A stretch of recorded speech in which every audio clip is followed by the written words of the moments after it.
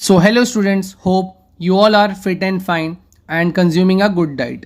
So, आज का जो हमारा टॉपिक ऑफ डिस्कशन है that is how to set up a medical laboratory.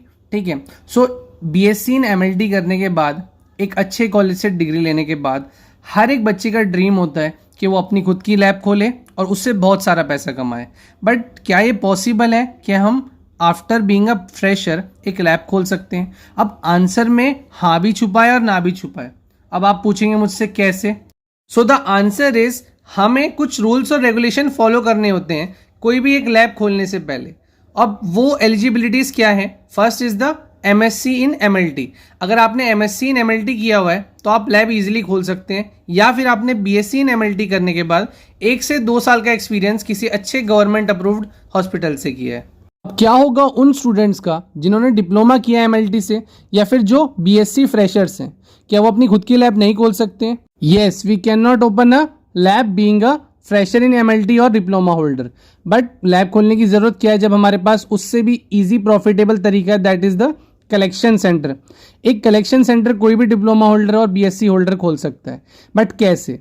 तो एक लैब खोलने के लिए बहुत सारे हमें इंस्ट्रूमेंट्स चाहिए होते हैं, बट एक कलेक्शन सेंटर खोलने के लिए हमें सिर्फ 10 चीज़ें चाहिए होती हैं. दैट इज फर्स्ट, एक रेंटेड रूम जो ग्राउंड फ्लोर पे या अंडरग्राउंड पे होना चाहिए. सेकंड, हमें बैठने के लिए एक चेयर चाहिए. थर्ड थिंग इज द एक हमें टेबल चाहिए, ठीक है, जिसमें हम अपने जितने भी इंस्ट्रूमेंट्स अपैरेटस है वो सब रख सकें. थर्ड इज द इंस्ट्रूमेंट कौन कौन से? दैट इज सिरिंजेस, जिसमें सारे टाइप की सिरिंजेस आनी चाहिए. एंटीकोगुलेंट वायल्स, एक ग्लूकोमीटर जिससे हम रैंडम किसी का भी ब्लड टेस्ट कर सकें, एक digital BP machine, a free Frost fridge जिसके अंदर हम अपने जितने भी सैंपल है वो स्टोर कर सकें.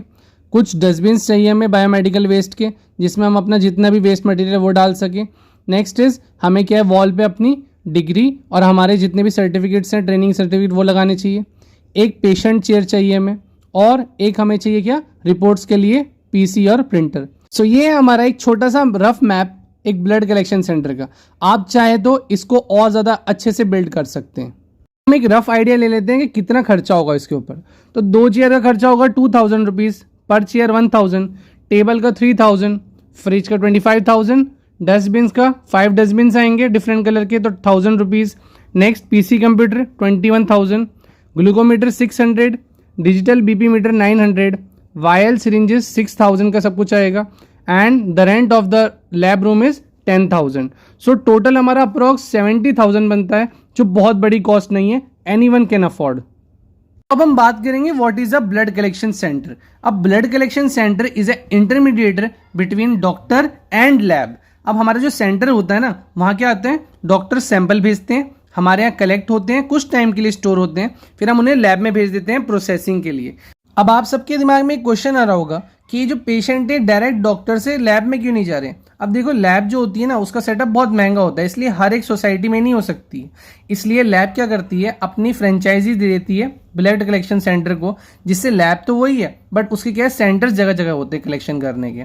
अब जो कलेक्शन सेंटर पे बैठा है उसको वो तभी अपॉइंट करते हैं जब उसकी जो इंटरपर्सनल स्किल्स और कलेक्शन दैट इज फ्लूबॉटमी बहुत अच्छी हो. And the most important thing is कि आपका जो बिहेवियर होना चाहिए एक पेशेंट के साथ, दैट इज पेशेंट डीलिंग, बहुत ज्यादा काम और सरप्लस होनी चाहिए, बहुत अच्छी होनी चाहिए, जो आप सीखते हैं अपने बीएससी इन मेडिकल एथिक्स में.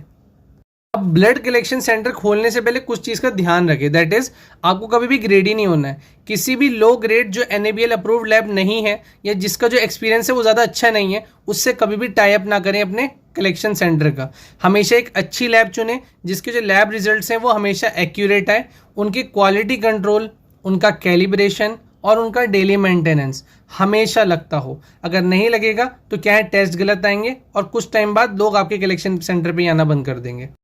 अब कुछ टाइम अर्निंग करने के बाद जब आपके पास एक अच्छी सेविंग्स हो जाए, आप क्या कर सकते हैं, अपने सैंपल्स इंक्रीज कर सकते हैं. आप क्या कर सकते हैं, पेशेंट के सैंपल्स होम से ही कलेक्ट कर सकते हैं, जिससे क्या होंगे, ज़्यादा कलेक्शन होंगे. और दूसरा, होम चार्जेस जो होते हैं वो उनके जो टेस्ट रेट होते हैं वो एक्स्ट्रा होते हैं, क्योंकि बहुत सारे लोगों को जो होता है ना, जो बीमार होते हैं, उन्हें लैब तक आने के लिए बहुत ज़्यादा परेशानी होती है, तो वो क्या चाहते हैं कि आप घर पर आके उनका कलेक्शन करें.